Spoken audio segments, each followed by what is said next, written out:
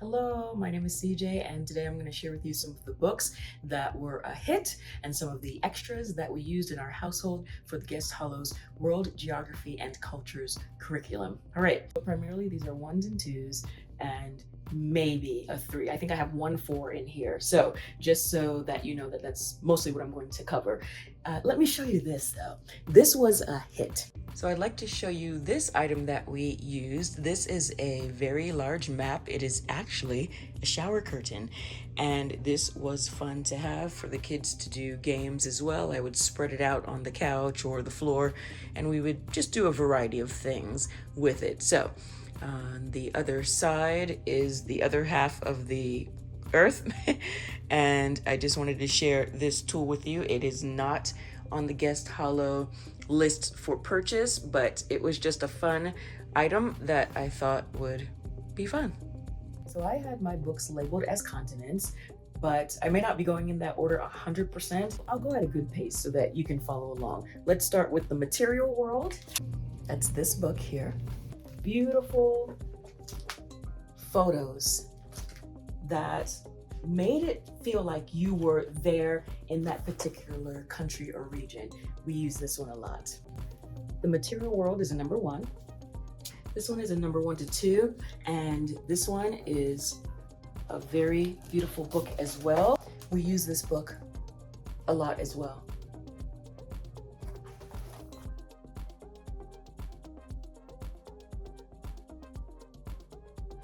This book is a number 3 book, and it's just gorgeous. It really is. This is a beautiful book to put on the coffee table. We use this one a lot, although it was labeled as a number 3. This book reminded me of all of the Animal Planet shows and that sort of thing that are on television, and I think that this just brings it into a book form. Absolutely beautiful book by DK.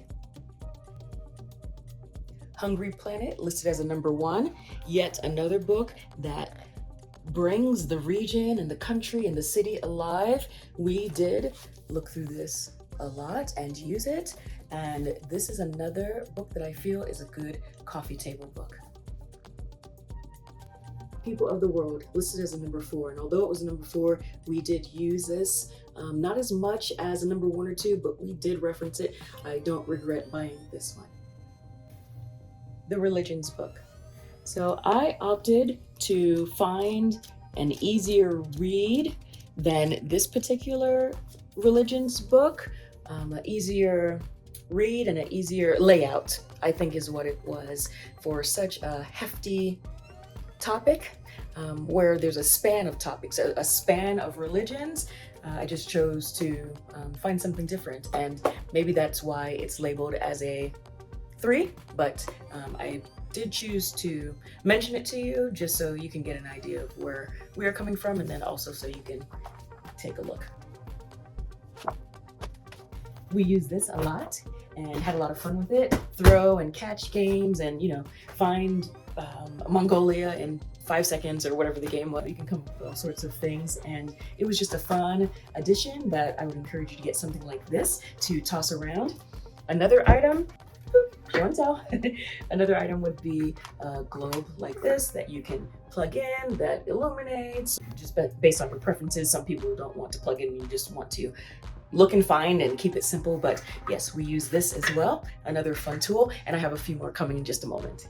I cannot find this Trivia Lover's Guide to the World book, but I can tell you that it's used for several weeks, and we used it a lot. It was very interesting, very, very, very interesting. So I highly recommend it. This Shipwreck book is a number 2, and we touched base on it. We did not read through it. This is about Mr. Shackleton and 27 men who sailed from England in an attempt to be the first explorers to cross Antarctica. We just made sure that we knew about this. We also saw a short film or some sort of documentary or something like that on it. So that was kind of a substitute for diving into the book. This is what it looks like.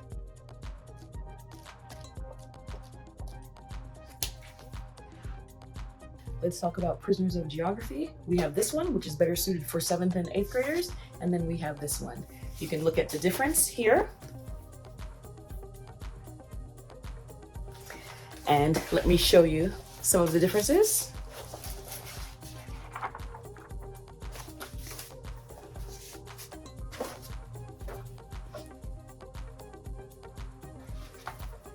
We primarily used this one for my 7th, 8th grader and my 9th grader. We had so many other books that were heavy. So with all of the other heavy reading that we had that looked like this, I knew that it would be at his cap. We opted to have this as reference, and we looked at this beautiful one. And you know, it's not any short of giving all of the factual information. Actually, there's a lot of strong vocabulary even in this book. So we use this one on the high school level, and we had this one to walk alongside. 50 Cities.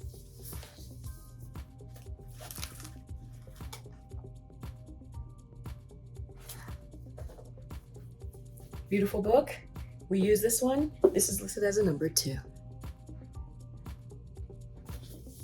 From Here to Eternity.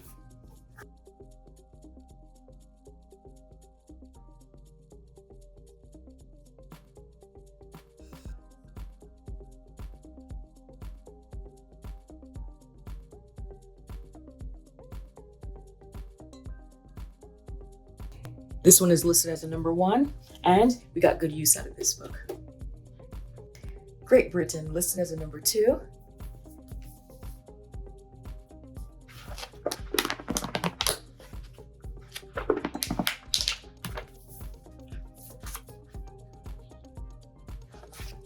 It was fun to go through this book. This is a great resource, especially if you're traveling over to Great Britain. This one includes London pull-out map. We did get some use out of this book as well. North, listed as a number 1 book. I love the old school style of it. The cover is a different kind of hardcover. I don't know. It just really appeals to me. The Continent Race was a fun game. We played it how the rules listed it to be played, and then we also made up our own little game using all of the tools and the different pieces that are included. You can play with 2 or more players for ages 7 and up. Cool Japan Guide. This one is fun. Take a peek.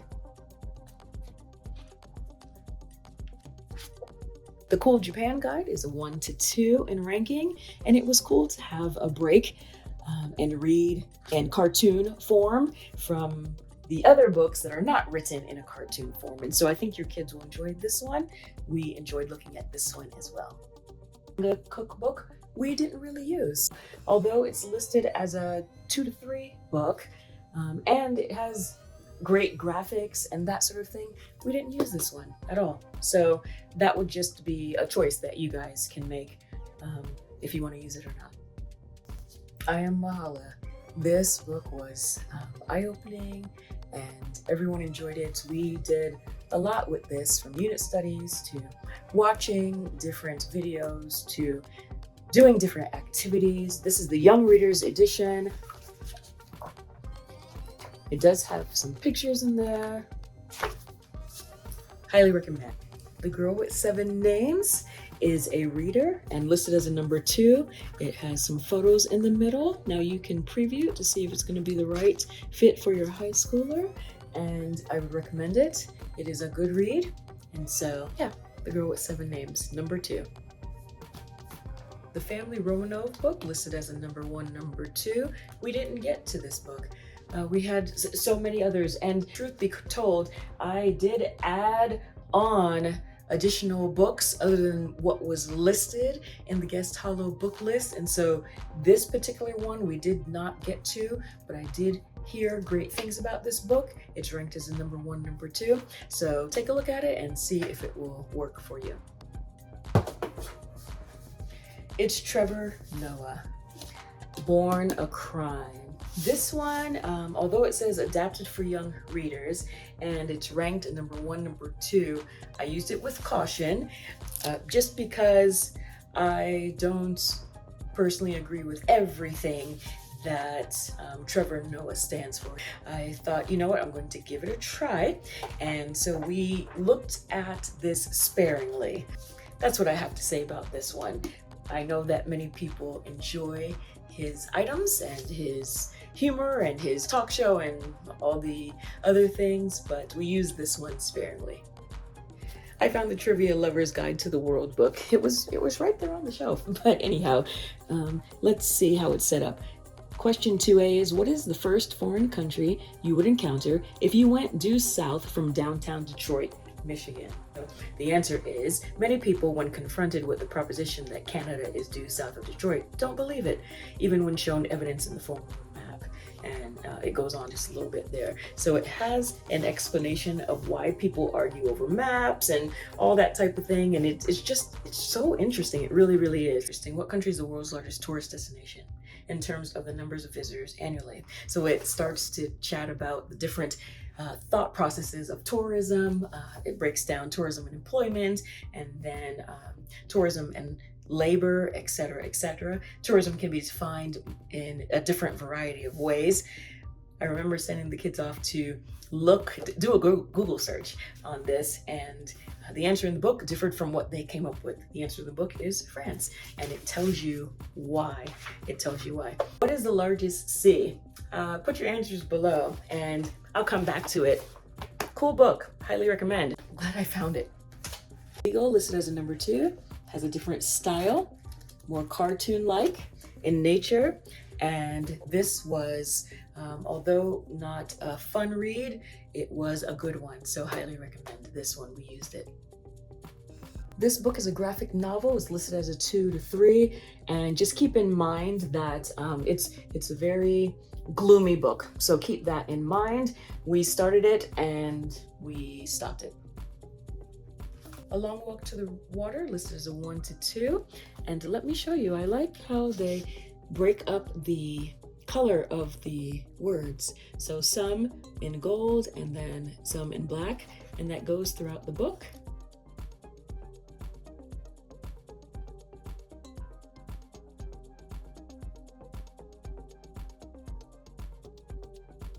It is one that we used. Kampung Boy, listed as a number 2, and I like that it's a different format, right? That it's a landscape. I think that's pretty cool. This is what it kind of looks like on the inside, and this was a cool book. Peace Child, listed as a number 2. Let me show you what it looks like. There's some photos intertwined in there. And a fair enough read, not a hard read, but a fair enough read. And so this was a good one in our homeschool geography class as well. Back to the answer of that question.